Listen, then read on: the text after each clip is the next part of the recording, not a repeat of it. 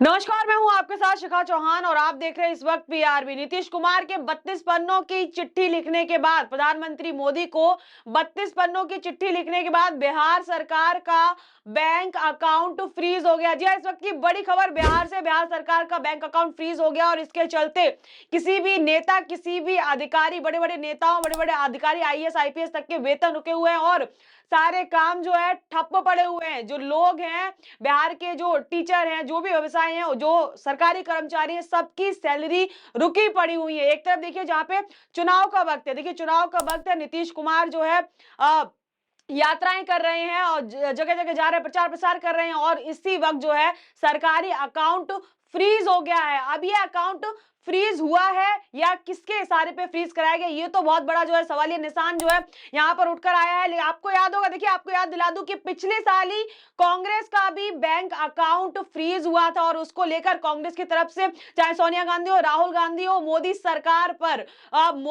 पर बीजेपी में बड़े बड़े आरोप लगाए थे। देखिए आज तक हो गया, एबीपी के बड़े बड़े चैनल्स ने भी जो है इसकी हेडलाइन छापी थी, जैसे कि कांग्रेस का अकाउंट फ्रीज किया गया है। कहीं ना कहीं लोग अब कयास लगा रहे हैं कि जानबूझकर नीतीश कुमार का बैंक अकाउंट फ्रीज किया गया है ताकि कोई भी जो काम चल रहे हैं बिहार में वो बंद हो सके। क्योंकि नीतीश कुमार ने देखिए पहले बिहार के लिए पैकेज मांगा था, वो उनको दिया गया, लेकिन अब फिर नीतीश कुमार ने देखिए एक लंबे चौड़े पैकेज की 13,000 करोड़ जैसी बड़ी बड़ी रकम, ऐसी लिस्ट जो है पॉइंटर्स में वो आपको बताऊंगी हेडलाइन क्या क्या 32 पन्नों में मांगा है, एक बार फिर मैं आपको बताऊंगी। लेकिन अभी ये कह रहा जा रहा है कि ये पैकेज मांगने की वजह से बिहार सरकार का अकाउंट कहीं ना कहीं फ्रीज कराने का काम किया गया। अब ये तो आने वाले समय में ही पता चलेगा कि ये टेक्नोलॉजी का कोई इशू है या फिर ये किसी के इशारे पर कराया गया। क्योंकि देखिए नीतीश कुमार आए दिन उनके एक्शन जो हैं, जिस तरीके से उनके एक्शंस हैं, जिस तरीके से उनकी तरफ से फैसले लिए जा रहे हैं, वो बीजेपी से कहीं ना कहीं झटकते हुए दिख रहे हैं।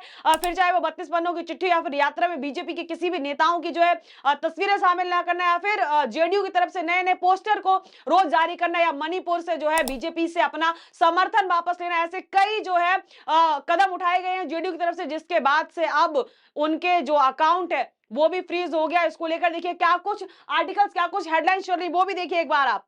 देखिए जहां एक तरफ बिहार सरकार का अकाउंट फ्रीज होना, वहीं दूसरी तरफ नीतीश कुमार के करीबी, देखिए और चुनाव से पहले ये सब चीजें चुनाव से पहले हो रही, जब बिहार चुनाव होने वाला है उसी के चलते जो है ये चीजें हो रही हैं, अकाउंट फ्रीज होना। और दूसरी तरफ नीतीश कुमार के बहुत करीबी कहे जाने वाले अनंत सिंह पर फायरिंग हो जाती है। ये दोनों ही जो अभी नए मामले बिहार में हुए हैं, इसको लेकर कहीं ना कहीं लोगों की आशंकाएं जो है जागृत हो रही है।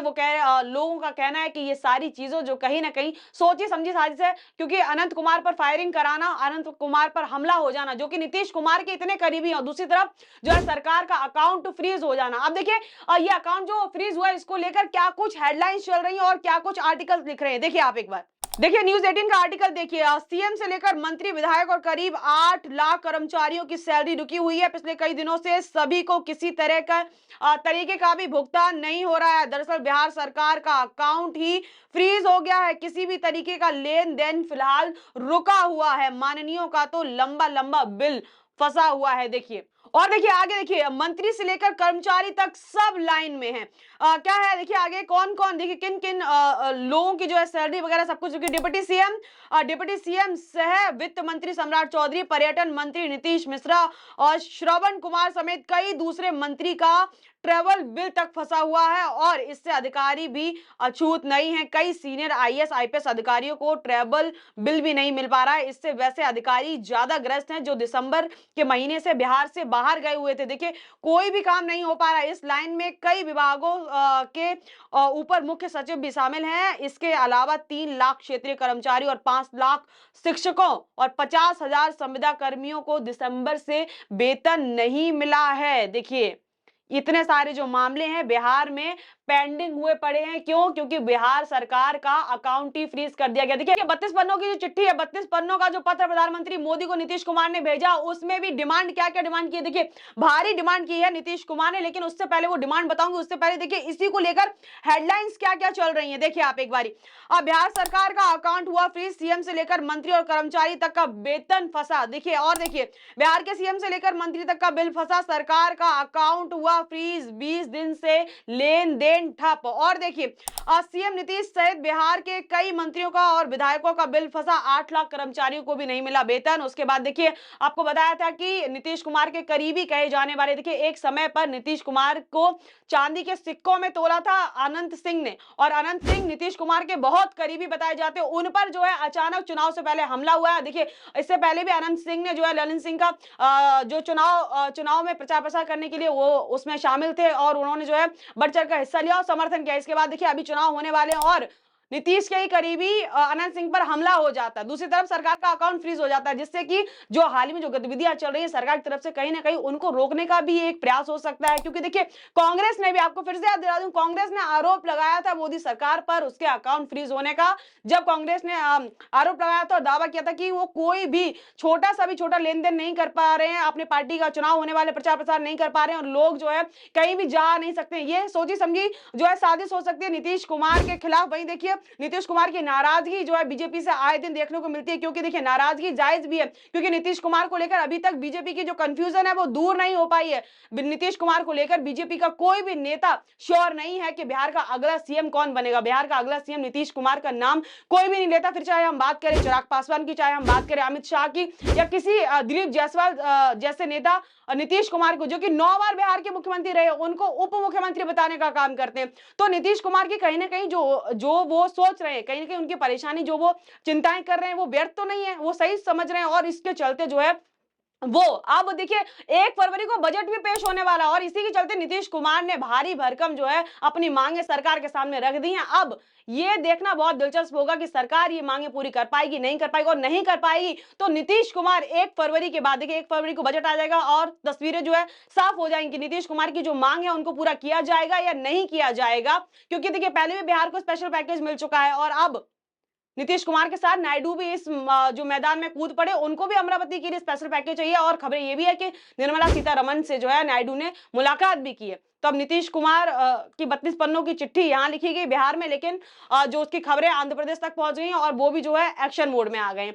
तो अब नीतीश कुमार की उन मांगों को एक बार जो है नजर कर लेते हैं, जिन मांगों को लेकर जो है प्रधानमंत्री मोदी को 32 पन्नों की चिट्ठी लिखी। लेकिन उससे पहले देखिए अमित शाह से, जब अमित शाह ने देखिए पहले भी उनका बयान आया था कि मुख्यमंत्री कौन होगा, तो उन्होंने बोला था कि वक्त के साथ तय करेंगे। उसके बाद अभी अमित शाह से दोबारा सवाल पूछा गया तो उन्होंने ऑफ रिकॉर्ड कहा कि नीतीश कुमार के साथ बैठ के बातचीत करेंगे, तब तय करेंगे कि बिहार का मुख्यमंत्री कौन होगा। वही चिराग पासवान से जब सवाल पूछा गया तो उन्होंने भी कहा कि मुख्यमंत्री जो है एनडीए से ही होगा।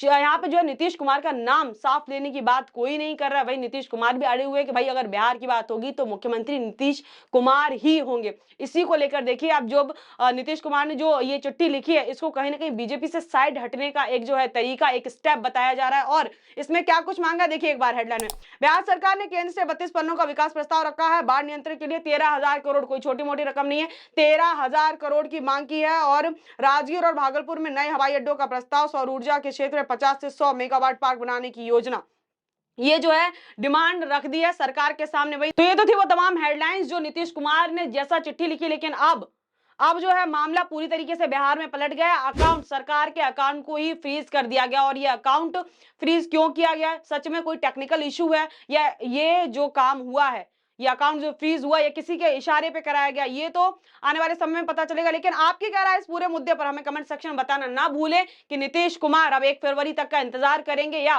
जो उनकी जो मांगे हैं उनको पूरा किया जाएगा, नहीं किया जाएगा। क्योंकि भाजपा, देखिए भाजपा तो मुश्किलों में आ गई है। एक तरफ नीतीश तो दूसरी तरफ नायडू, दोनों की मांगे अपनी अपनी जगह हैं। एक जो है बिहार का डेवलपमेंट चाहता है तो दूसरा अमरावती का डेवलपमेंट चाहता है। आपकी क्या राय, आप बताना ना भूलें। इस खबर में इतना ही। ऐसी तमाम खबरों को जुड़े हमारे साथ देखते रहिए PRB। बहुत बहुत धन्यवाद।